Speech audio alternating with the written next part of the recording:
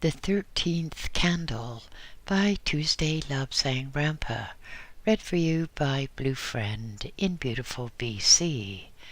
Chapter 11. We seem to be quite international. We have had questions so far from Africa, India, Iran, England, so let's get one from nearer home, one from Quebec. The question is about retarded children. What purpose does a child have who is born retarded or even crippled or blind? I know that nothing is ever in vain, but I do not see the reason for all the retarded children we have in our society. I might sound cruel, but how can these poor souls learn anything? Are they not better off dead? And my answer is, some of these retarded children are born in their retarded condition because before coming to the earth they definitely chose that sort of life to gain that sort of experience. After all, how can you be acquainted with the sensations of a retarded child if you've never been one? And if you have never been a retarded child and recovered, how can you help retarded children? Other retarded children are cases which could be greatly improved. They may be caused by carelessness at birth or simply by bad training, often by elderly parents. But invariably, most of the latter class have a poor connection with the overself, and thus the messages are not properly relayed. Of course, there are in the world many people who should be sent home, just as one sends an animal home when it is obviously incurable. But it is one of those things which we just cannot do because public opinion is not yet in favor of it. In theory, it is the best thing to kill a person who is mentally retarded.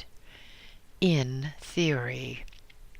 In actuality, it would be impossible to distinguish between those who were incurable for the purpose of learning and those who actually are learning nothing but bitterness. There is a further point, and it is this.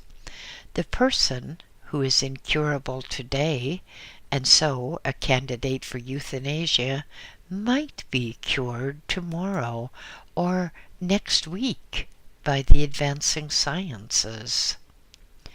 A nice question, this, one which I am sure you will like, and it is this.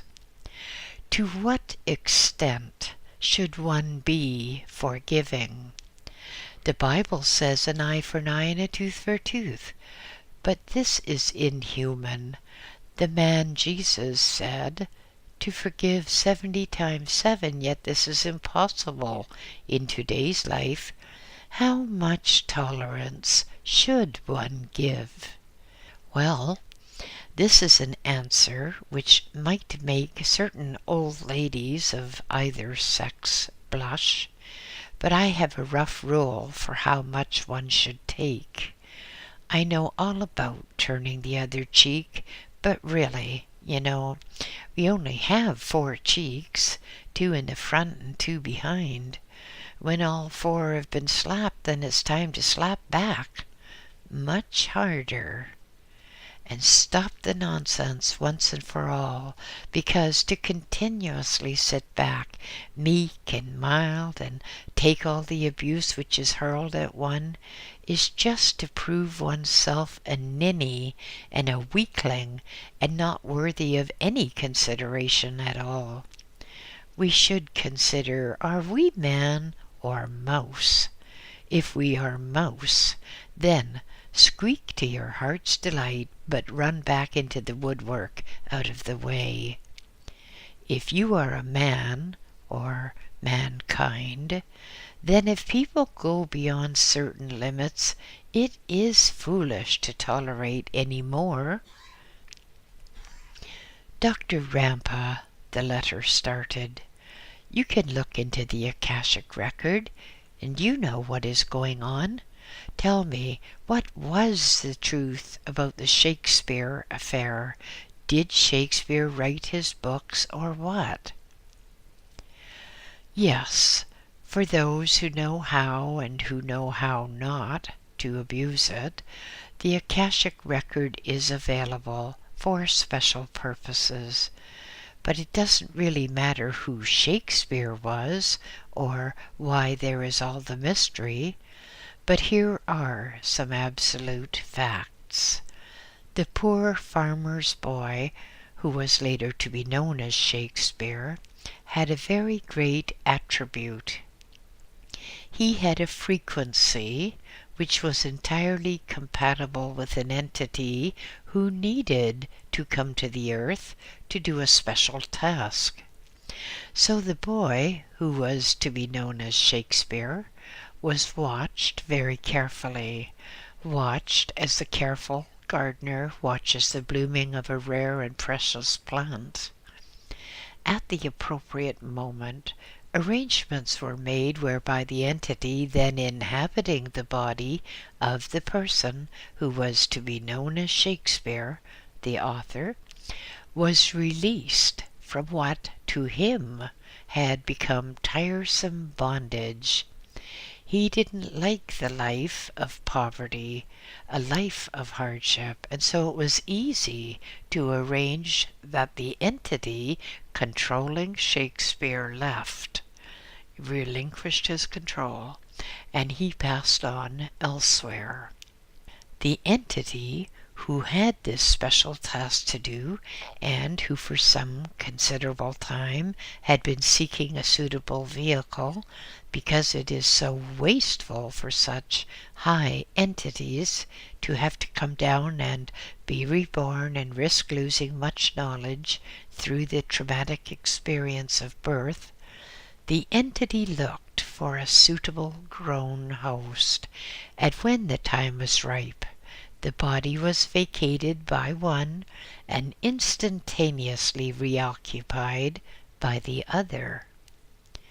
Now, there was a giant intellect in the body of the poor peasant, a giant intellect which had some considerable difficulty in adjusting to the confined space, in adjusting to the limited convolutions of the brain, and so, for a little time, there was a period of stasis during which no creative work was done.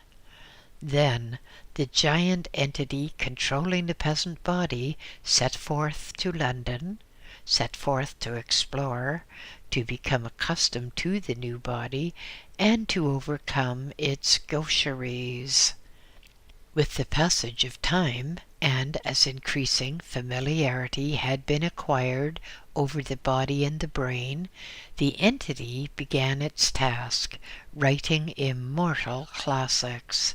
But the writings were obviously impossible to an author of that body's apparent upbringing. So it is. Throughout the years, there have been doubts, skepticisms, and wild surmises about who was Shakespeare, who wrote the works of Shakespeare. The answer? The entity who took over the body of Shakespeare wrote those works, because that was his task, and having accomplished his task, he departed, leaving behind him what to many is an enigma, a problem without solution. Yet, if mankind would only listen to others who've had similar experiences, they too would be able to consult the Akashic record and know something of the true marvels amid which we live. Here is another question, which may be of some interest, and it is, when you say patience is needed to achieve astral travel, do you mean weeks, months, or years? Or does the period vary widely according to the person concerned, the amount of time they've been practicing, and the individual latent ability. Actually, astral travel is done by all of us. Most people are unconscious of it, and when they have an experience which they dimly remember in the morning, they put it down as a dream or imagination. Astral traveling, or rather learning to astral travel, is much the same as learning to ride a bicycle. Really, it sounds quite impossible that anyone should ever learn to ride on two wheels, and as for those unicycle things, well, people can learn to ride a bicycle or a unicycle. People can learn to walk a tightrope, and there's no set time for how long it's going to take one to become proficient. It is only a knack. If you believe you can ride a cycle, then you can ride a cycle. If you believe you can walk a tightrope or a slack rope either, then you can do so. And it's the same with astral travel.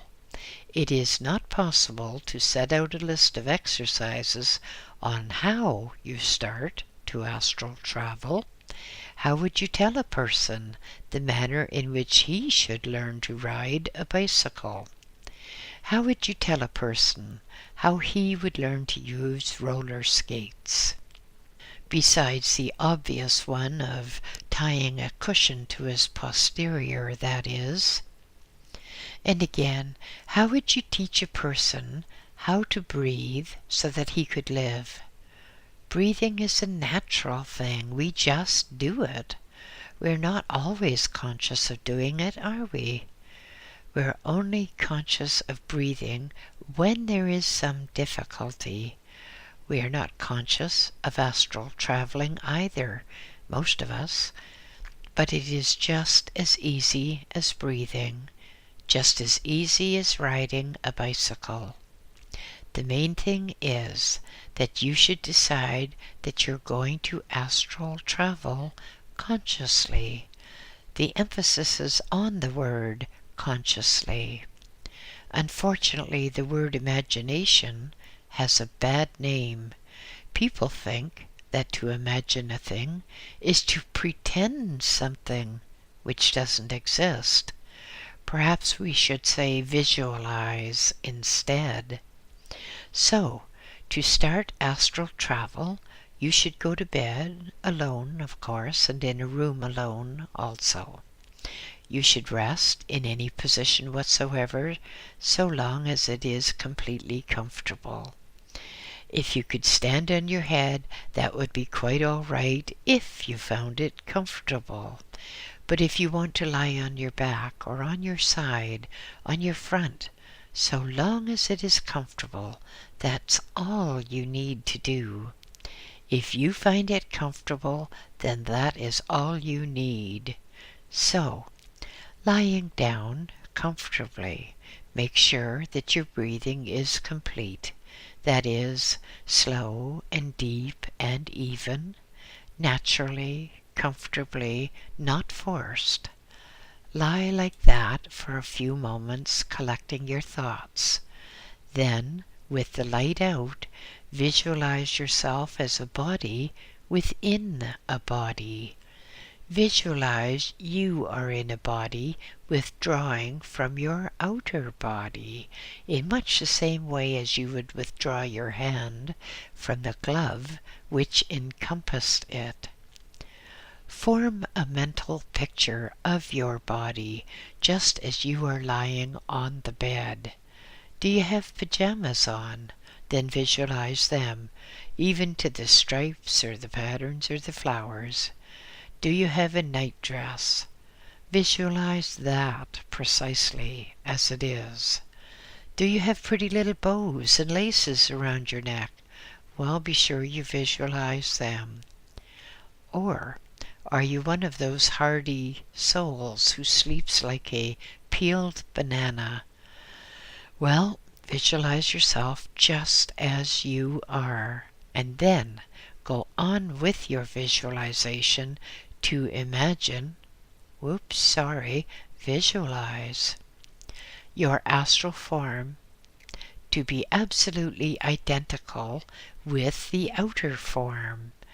Visualize this body sliding out of the flesh body and rising up so that it's about an inch or two above the flesh body.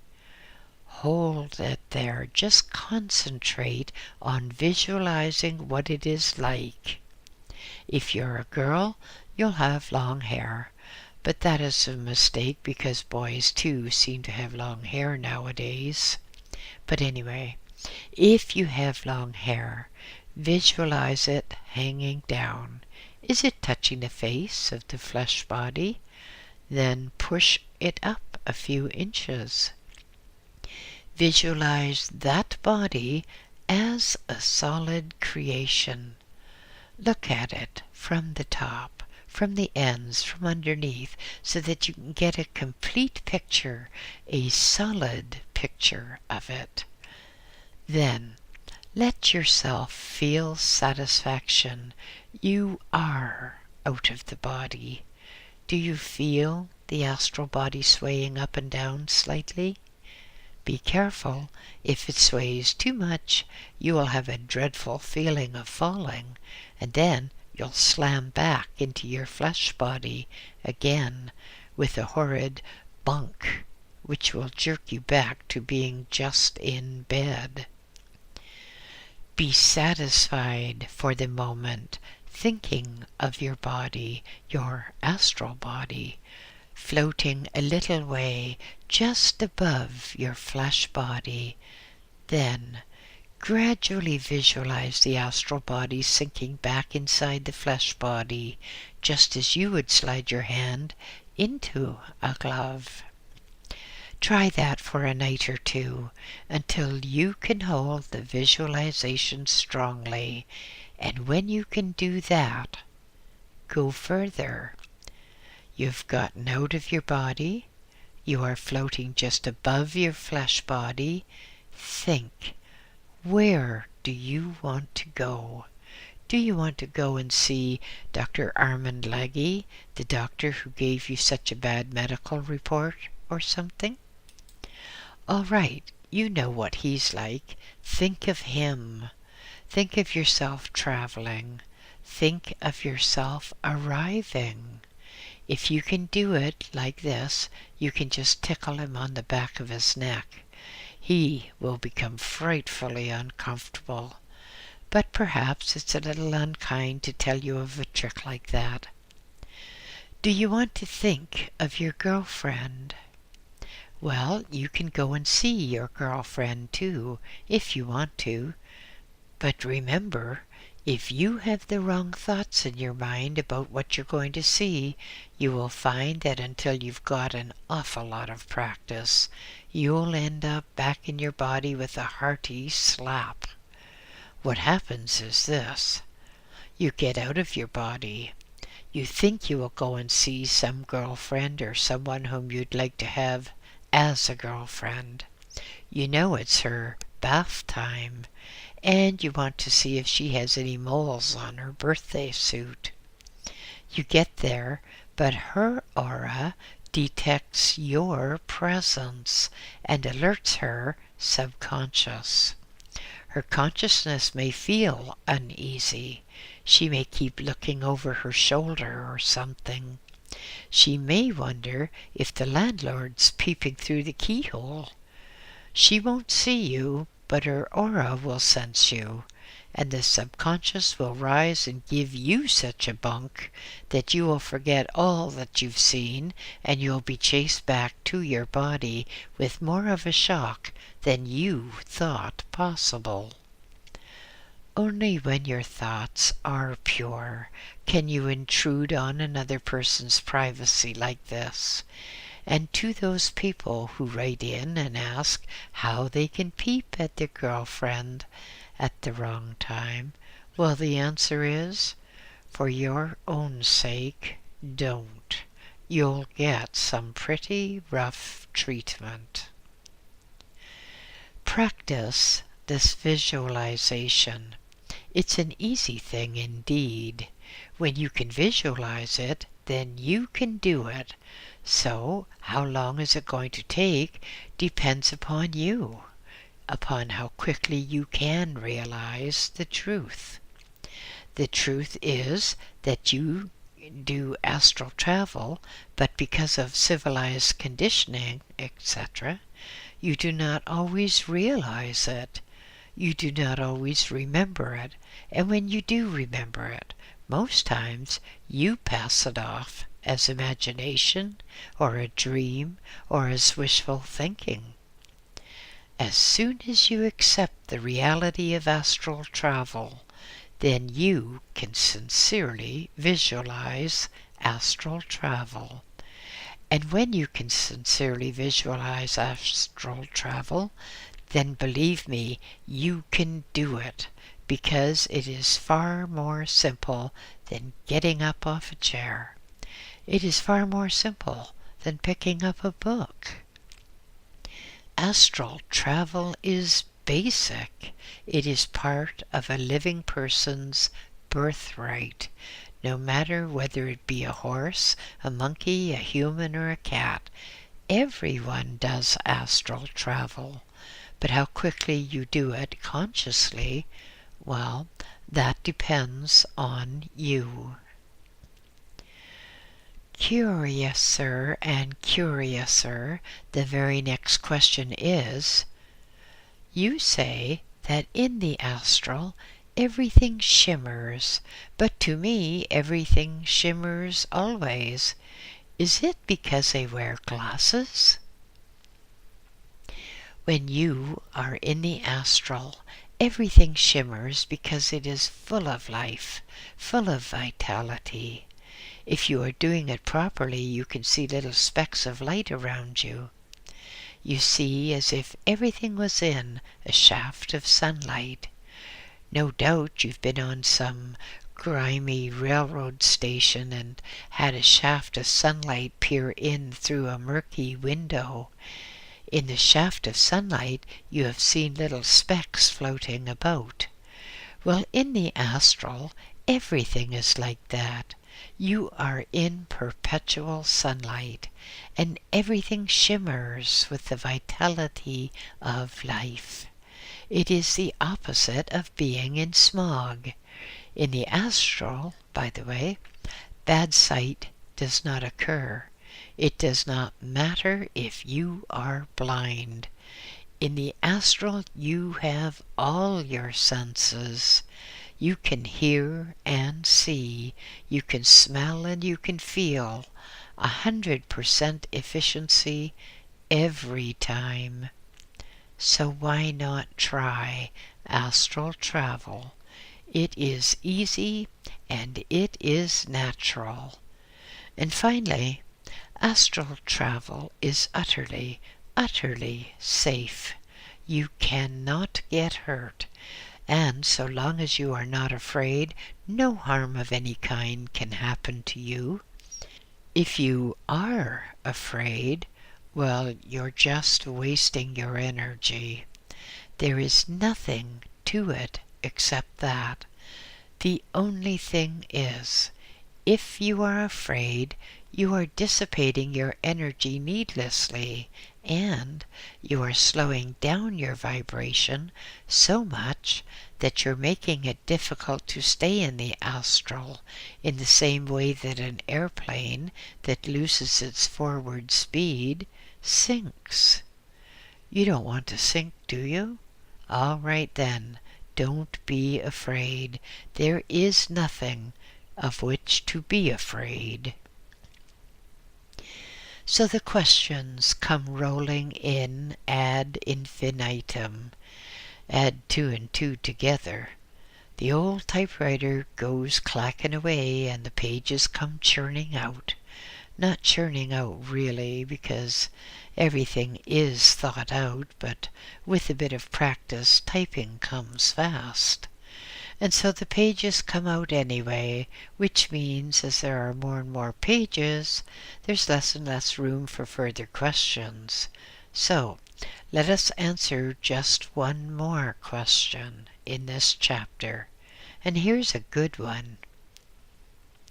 You tell us that when we are on earth, we are only 1/10 conscious. But from what we read in your books, it does appear that we are less conscious than our beings who inhabit other planets. The gardeners of the earth is one example. Either are in possession of 100% awareness, or they must have greater power than earth people. Or is it that, in their third dimensional state, they could be more than 1/10 conscious? Their intellect and technical knowledge seem to be so far beyond ours, not only their intellect, but their compassion and understanding. Can you explain this, please? Yes, sure, nothing to it. On this earth, we are upon one of the most measly of little dust spots in the universe. You see, there are more planets, more worlds, than there are grains of sand upon all the seashores of the earth. And you can throw in, for good measure, all the sand on the seabed too, because the number of universes is beyond human comprehension.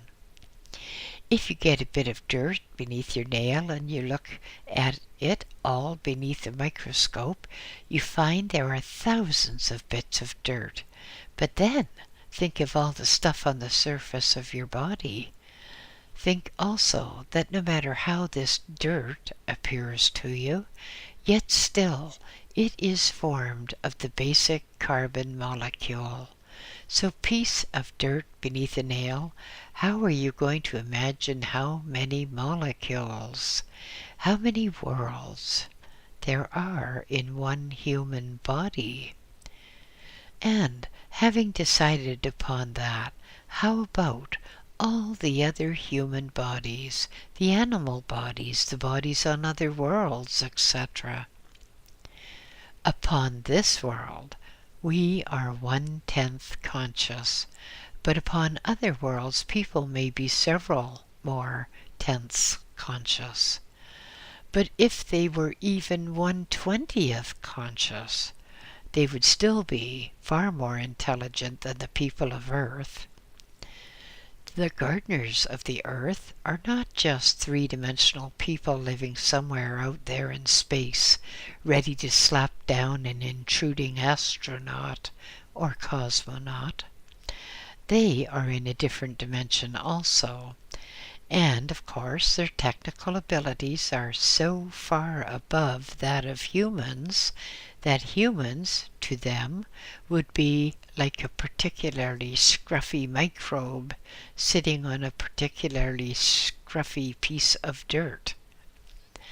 The big difficulty is that upon this earth we have to live and deal with three-dimensional terms. So how is one to describe things which happen perhaps in 9 or more dimensions? So, to answer the question, yes, upon this earth we are only 1/10 conscious, and yes, we are less conscious than our beings who inhabit superior planets, even if, by chance, they also should be only 1/10 conscious. Yes, the gardeners of the earth are much more conscious, and they are also much more conscious in many more dimensions.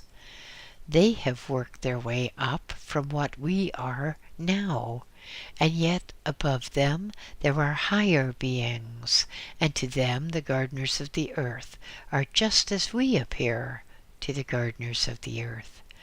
But if we adopt the correct law, and that law is that we should do that which we would have others do unto us, then we too can climb our way up to the state of the gardeners of the earth, and from thence onwards. The best way to explain it is to take the RAF motto, through hardship to the stars. End of chapter 11. Chapter 12. Henrietta Bunn glowered gloomily as she looked at her friend. "Can't understand this author," she complained.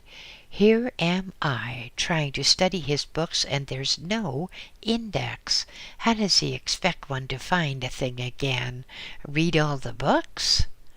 Her breath trailed off into a series of muttered fulminations as she flipped the pages as well as her lid.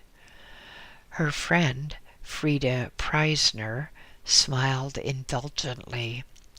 "Well, you know, Hen," she replied, "I read his books for pleasure. The thought of study turns me off, and I want someone to turn me on." She sighed and added, "But you've got something there, girl. All books should have indexes, so you can look up what you want to avoid." The poor, wretched author groaned as he wriggled in discomfort on his hard steel bed. What do people want? He wondered. First, it's a sin to use too many I's. And after all, am I not entitled to an I or two or more than average? There is the third I, you know. But now readers, bless their little hearts, one to each reader, they want an index. The old author felt his pangs and pains increase at the mere thought. Deep in the heart of the United States, where the buffaloes no longer roam, the elks having taken over instead, a most brilliant and talented woman was hard at work, with one husband, and she says it's enough, and 2 children, she says it's still too many as they are boys, to look after. She still found time to compile an index. Out of the blue it came. Well, no, this is a true book. Out of a mailman's mail sack it came. A package. The old author's fumbling fingers easily unwrapped the parcel because it had already been opened by Canada Customs, which is a very bad custom they have. Inside, yes, you guessed it, there was an index. Mrs. Maria Peen is a brilliant woman, talented and capable, yet no one is perfect. Even she has a fault. Her writing is minute, and the old author has rapidly failing sight. So to read Mrs. Peen's writing, a strong magnifying glass is used. She missed her vocation. Her natural work should be to write books on the head of a pin. Thank you, Mrs. Peen, for your greatly appreciated work. And thank you, Miss Sakita Siamese Peen, for keeping her up to it. And listeners, there follows an index to this book, which I'm not going to read, and that is the end of the 13th candle. Thank you for listening.